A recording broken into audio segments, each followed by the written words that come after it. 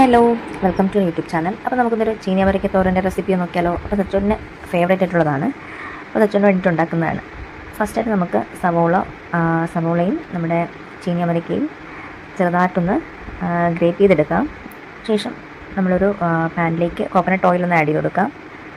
കടുക് ആഡ് ചെയ്യാം. വറ്റൽമുളകും കറിവേപ്പിലയും ആഡ് ചെയ്ത് കൊടുക്കാം. ശേഷം നമുക്ക് നമ്മുടെ ചെറുതായിട്ട് അരിഞ്ഞ് വെച്ചിരിക്കുന്ന ചീനിയമരയ്ക്കയും സവോളയും ആഡ് ചെയ്ത് സോൾട്ട് കൂടെ ആഡ് ചെയ്ത് കുറച്ച് ആവശ്യത്തിനുള്ള വെള്ളം ഒന്ന് ഒഴിച്ചു കൊടുക്കാം. ചിലർ വെള്ളം ഒഴിക്കാറില്ല, ചിലർ വെള്ളം തളിച്ചു കൊടുക്കാറുണ്ട്.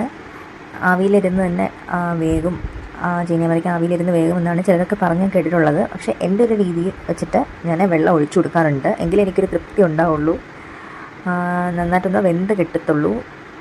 അപ്പോൾ നല്ല ഒന്ന് വരട്ടി എടുക്കേണ്ടതുണ്ട് നമ്മുടെ തോരൻ. ശേഷം നമുക്കൊന്ന് മൂടി വെച്ചൊന്ന് വേവിച്ചെടുക്കാം. ആ സമയം കൊണ്ട് നമുക്കൊരു ജാറിലേക്ക് ആവശ്യത്തിനുള്ള തേങ്ങ തിരികിയതൊന്ന് ആഡ് ചെയ്ത് കൊടുക്കാം. തിരി കൂടിയാലും പ്രശ്നമൊന്നുമില്ല. അപ്പോൾ ഒരല്പം ആവശ്യത്തിന് മാത്രം ജീരകം ഒന്ന് ആഡ് ചെയ്ത് കൊടുക്കാം. ഒരു 2-3 അല്ലി വെളുത്തുള്ളി ഒന്ന് ആഡ് ചെയ്ത് കൊടുക്കാം. നമുക്ക് മഞ്ഞൾപ്പൊടി ആവശ്യത്തിനൊന്ന് ആഡ് ചെയ്ത് കൊടുക്കാം. അതുപോലെ തന്നെ വറക്കാത്ത മുളക് പൊടി ഒന്ന് ആഡ് ചെയ്ത് കൊടുക്കാം.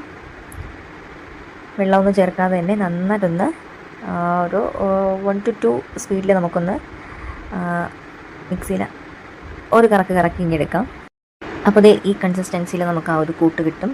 ആ സമയം കൊണ്ട് നമുക്ക് നമ്മുടെ ചീനിയമരയ്ക്ക വെന്തിട്ടുണ്ടോ, വെള്ളമെല്ലാം വറ്റിയിട്ടുണ്ടോ എന്ന് നോക്കാം. അപ്പോൾ വെന്തിട്ടുണ്ട്, കുറച്ചുകൂടെ വെള്ളം വറ്റാനുണ്ട്.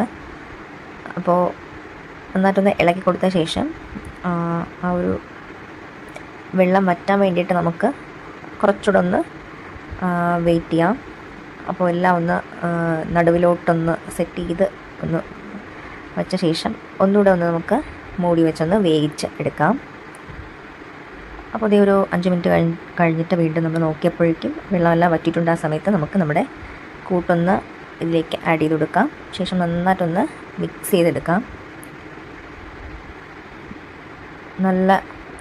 നന്നായിട്ട് ഒന്ന് മിക്സ് ചെയ്ത് വരട്ടി എടുക്കേണ്ടതുണ്ട്. അപ്പോൾ ആ സമയം നമുക്കൊന്ന് മൂടി വെച്ചൊന്ന് ഒന്നുകൂടെ ആവി കയറ്റി ഒന്ന് എടുക്കാം, ലോ ഫ്ലെയിമിലിട്ടിട്ട്. അപ്പോൾ അതേ നന്നായിട്ട് വരണ്ട് കിട്ടിയിട്ടുണ്ട് നമ്മുടെ തോരൻ. അപ്പോൾ എല്ലാവരും ഒന്ന് ട്രൈ ചെയ്ത് നോക്കണം. തോരൻ എപ്പോഴും വരട്ടി എടുക്കുന്നതാണ് നല്ലത്. അപ്പോൾ എൻ്റെയും സച്ചോടിൻ്റെയൊക്കെ ഫേവറേറ്റ് ആയിട്ടുള്ളൊരു തോരനാണ് ചീനിയമരയ്ക്ക തോരൻ. അപ്പോൾ നിങ്ങളും ട്രൈ ചെയ്ത് നോക്കുക. ടാറ്റ, ബൈ.